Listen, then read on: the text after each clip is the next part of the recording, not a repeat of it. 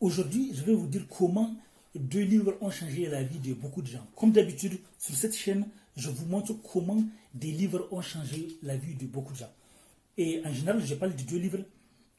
Je montre le livre numéro 1 et après, il y a un livre surprise. Donc, voici un livre, le livre d'Alain Carr.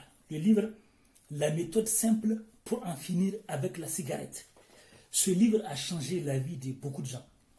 La méthode simple pour changer, la méthode simple pour en finir avec la cigarette.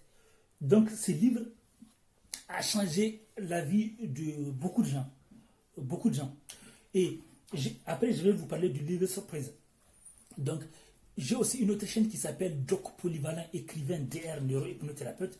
Une chaîne sur laquelle je parle des relations toxiques, narcissiques et divers sujets de développement personnel. Sachant que des études ont montré que les relations sont les premières grandes sources de réussite, bonheur, échec et tristesse. Donc, et pour tout renseignement ou opportunité, je vais laisser des liens dans la description de la vidéo. Vous savez, plusieurs milliardaires et plusieurs millionnaires et plusieurs gens heureux ont avoué à quel point le livre les a aidés à atteindre leurs objectifs. C'est en mettant en application. D'ailleurs, les Américains disent winners are readers. Les gens qui réussissent le plus sont des lecteurs. Les livres changent la vie des gens. Mais il faut mettre en application.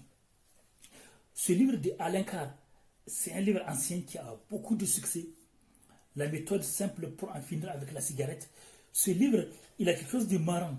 Parce que le gars, il est franc. Il parle aux fumeurs de manière ferme. Moi, je ne suis pas un fumeur. Mais je connais des gens fumeurs. Je connais des fumeurs. Et j'ai voulu aider beaucoup de gens. Et donc, dans ce livre, il dit comment ce livre a aidé beaucoup de gens.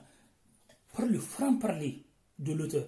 L'auteur, il dit qu'il était le plus grand fumeur qu'il n'avait jamais connu lui-même.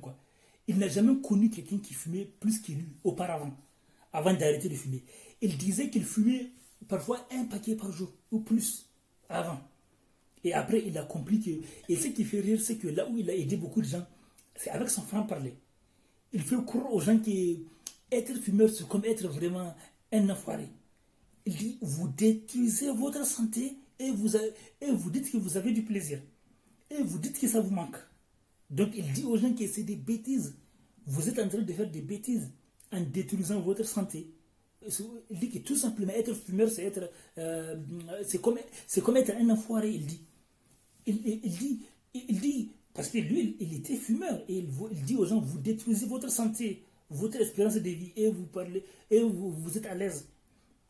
Donc, ces livres, vraiment, même si sa méthode diffère, moi j'ai écrit un livre aussi avec une autre méthode qui est différente, mais ce livre aussi a aidé beaucoup de gens, par son franc-parler. Par exemple, lui, il dit aux gens, il n'y a pas besoin de remplacer. Parce que le fait de vouloir remplacer, c'est comme si vous dites que la cigarette a une importance. Si vous dites que quand vous allez l'arrêter, vous allez la remplacer par autre chose.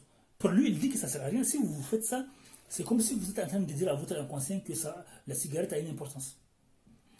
Moi, c'est le côté où ma méthode est différente de la sienne. Sur ces points. Parce que moi aussi, j'ai écrit un livre qui s'appelle Comment arrêter de fumer grâce aux exercices hypnotiques impliquant des secrets de neurosciences. Ça, c'est un de mes livres à succès. Mon livre que vous pouvez trouver sur Amazon, Kobo, Apple, Google, etc., etc. Comment arrêter de fumer grâce aux exercices hypnotiques impliquant des secrets de neurosciences. La différence entre son livre et mon livre, c'est que moi, dans mon livre, je montrais que oui, vous pouvez remplacer, pour arrêter de fumer, si vous voulez, vous pouvez remplacer par une autre habitude. Par exemple, une habitude légère. Par exemple, quand vous avez envie de fumer, vous pouvez commencer à vous réfugier sur le thé, par exemple. Le thé, c'est bien, etc. Ou le café, petit à petit. Donc, jusqu'à diminuer. Mais donc, je montrais aussi des secrets de neurosciences, des techniques d'hypnose, etc., etc. Laissez des commentaires.